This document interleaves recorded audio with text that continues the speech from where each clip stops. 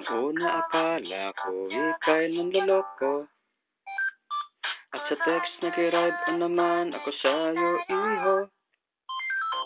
Na in love ka na pala sa kagandahan ko, at kinulit-kulit mo na ang tahimik kong puso. I just took it for granted lang naman nung una, kasi nga may sa text lang naman sana or magbarkada.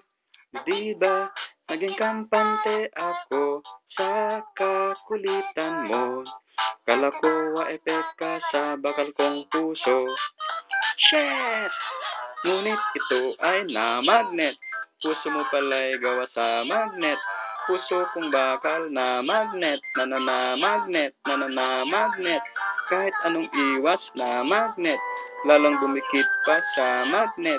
Kaya't ang nangyari, chup chup chup chup chup chup, na magnet, na magnet. I just took it for granted lang naman nung una, kasi nga kung sa text lang naman sana or magbarkada.